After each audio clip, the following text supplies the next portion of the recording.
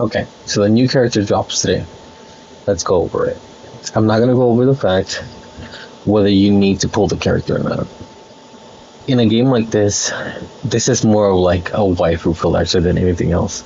So, personal opinion, like every character needs to be pulled. You need at least one copy of every character just to say you have it. If you want to go crazy and 6-star her for whatever reason, I mean, go crazy. I mean, you do you, boo boo. There's very few characters in this game that I would personally say like you need like to 6-star her.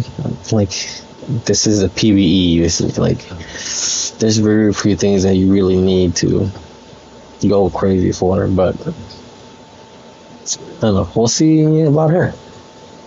So the new character is Luna, Moonlight Chaser, a water defender. Already for me, that's kind of I like her character design. Don't get me wrong, but defender, I don't know. I'm not crazy for defenders. I don't really see much use for defenders unless like you're playing an arena and like starting for your defense team, I guess. But I don't know. Let's look at her skills. So let's see. So Moonlight Slash. True. Looks like that's the burst as well. For 120, that's for burst 3. That's not bad. It's actually pretty cheap. That's like low. Like I'm used to seeing from like Demi Stella doing having to pull with like 300 just to do her burst 3. This 120 seems like nothing. But let's see. So without upgrading anything, attacks an enemy. If the caster has a barrier, it triggers an additional attack. After attacking, has a 20% chance to activate a dual attack from the ally with the highest attack. If an additional attack activates, the chance of a dual attack increases by 30%. So, if they have the barrier, she attacks twice. If they don't have a barrier, she has a 20% chance to cause a dual attack. But if they have a barrier and you cause an additional attack, it goes up to 50%. When you upgrade it, it looks like that 20 becomes a 70. So if they have a barrier, it's 100% chance you're doing a dual attack. And for your burst, burst 1 activates an additional attack and activates dual attack with 1 eye. So it becomes, don't even worry about if they have a barrier or not, it's just going to happen. Burst 2 plus 1 to the weakness gauge, which I mean that's a righteous one. But the burst 3 becomes a dual attack with 2 allies. That's pretty cool because the only other person that causes a dual attack with 2 allies would be Mona and Ava. She's a healer. I don't think any of the let's find out actually. I don't think there's any other defense tank, whatever call them. I think there's another one that does that. Let's find out really quick. So if you look at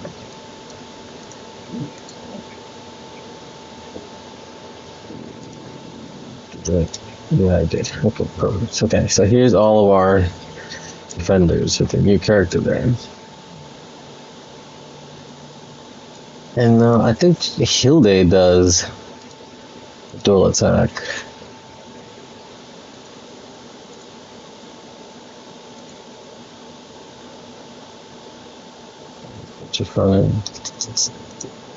No, Drakan doesn't. Ember, does Ember do it? I forget.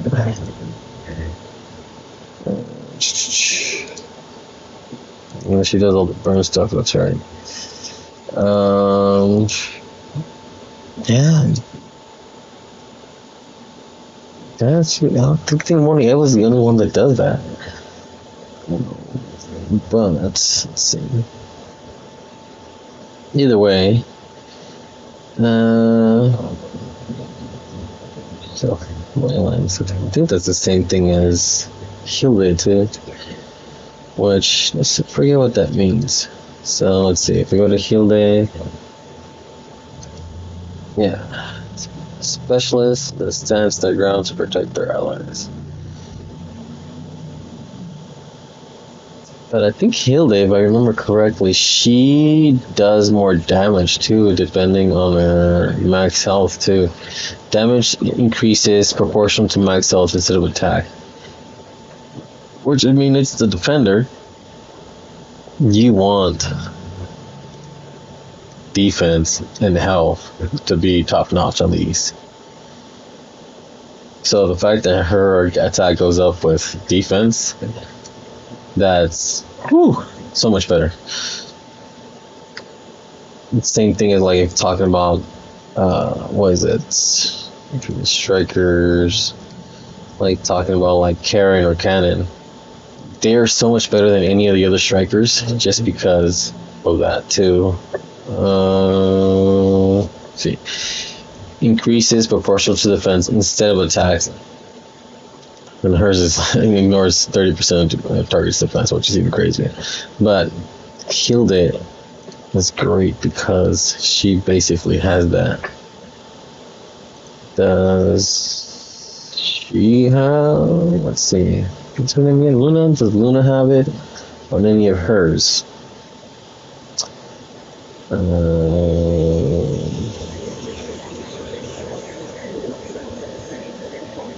No, but this one has to do with the max health, but it's not for damage. Let's see.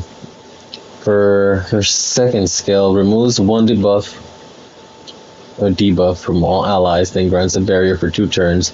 Barrier strength increases proportional to caster's health. Okay, that's not so bad. And once you upgrade, removes 2 debuffs from all allies and grants a barrier for 3 turns. Additionally, increases the priority of all allies except for the caster by 30%. Barrier strength increases proportional to the caster's max health. We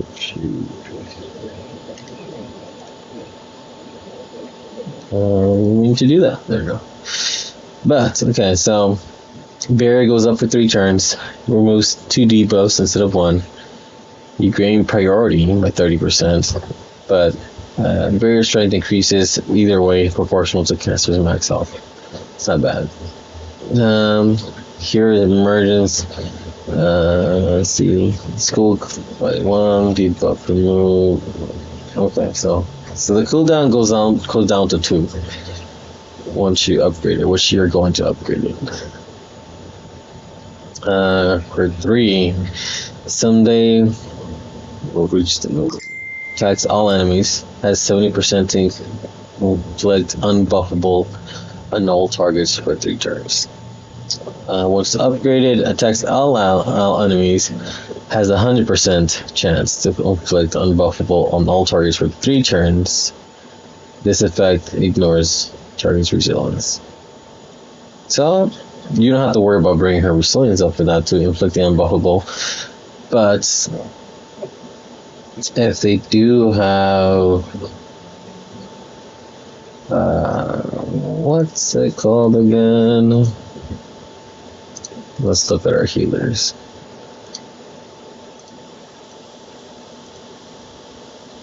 What's it called? What they immunity. If they have immunity, you will not. That ignoring resilience does nothing because you can't put anything on them anyways. But either way, the fact that it ignores the target resilience is still great.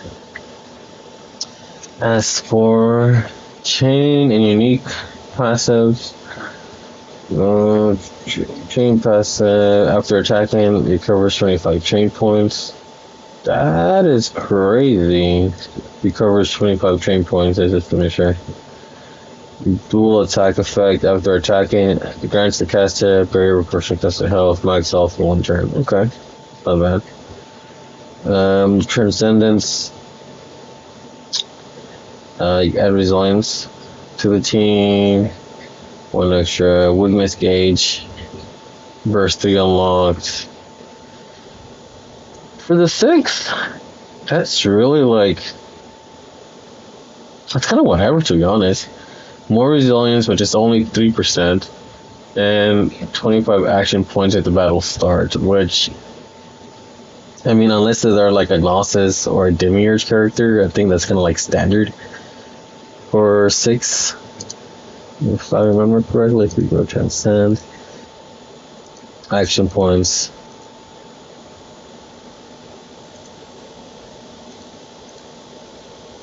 Action points, yeah, see, that's kind of just normal for like characters.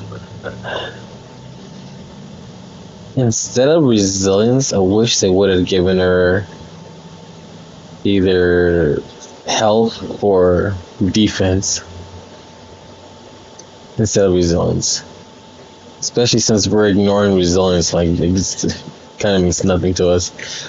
I don't know, her skill set seems kind of eh. I mean, being able to dual attack with 2 allies is pretty cool. The barrier strength being proportional to the caster's max health. I mean, you get her 30 plus, 30k plus. I mean, that's a crazy freaking barrier shield that lasts for 3 turns. Really, that's crazy. That's a crazy amount of barrier. Because I mean, most of the time we see a barrier from any of the other characters. I think most of the time it's just 1 turn. So the fact that it's 3 turns and it's proportional to her health, like you need to get her 30 to 40k easy. Looks like we're getting a side story. Of course, the event dungeon.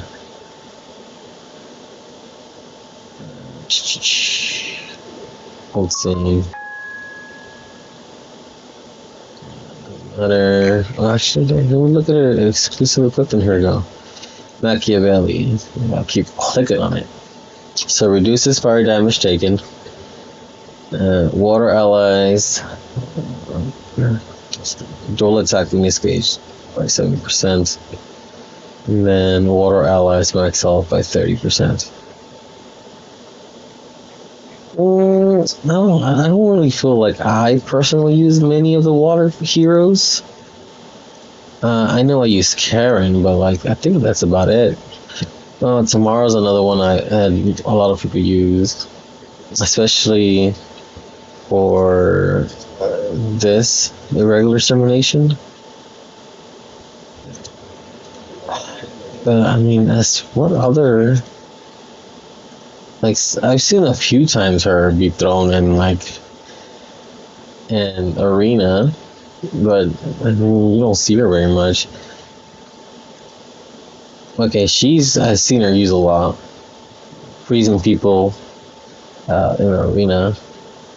Like literally her and Ginella or Gnosis Nella, like always thrown in the same team with regular Nella and Mona Ava as the healers. It was just a bad day trying to fight them. Beth, Veronica, they're not really used. It's rare to see somebody use Roxy.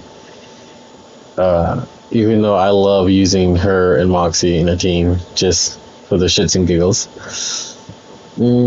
Mene says Nella. No, I rarely ever see anybody use her. So I mean, I don't feel like she's gonna be a character that we're gonna see a lot of.